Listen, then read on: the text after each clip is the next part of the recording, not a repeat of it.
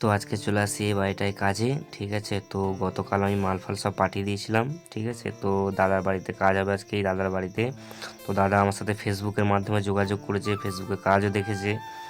হ্যাঁ, ঠিক আছে। তো দাদার বাড়ির লোকও খুব ভালো, দাদাও খুব ভালো।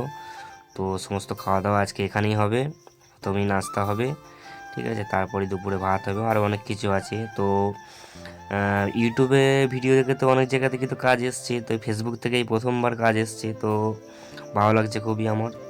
তো এই যে আমাদের করে দিয়ে দেয় মুড়ি 10টার সময়, এদিকে নারকোল, আলু ভাজা, পাঁপড়। তো আমরা কাজটাকে আবার ধরানো মোটামুটি কমপ্লিট হয়ে যায়। কমপ্লিট হয়ে যাওয়ার পরে যে পালিশ চলছে। হুম আর দাদার বাড়ির লোক খুবই ভালো, খুবই ভালো, কি বলবো, বলার মতো কিছু নাই। কিন্তু অনেক বাড়িতে তো যাই কাজে, আমাদের তো অনেক রকম মানুষের সাথে মেলামেশা করি, জানি কোথায় কেমন। এই দাদারা খুবই ভালো, ব্যবহারও খুব ভালো করেছে, আর ডিজাইনও ওদের খুব ভালোই লেগেছে।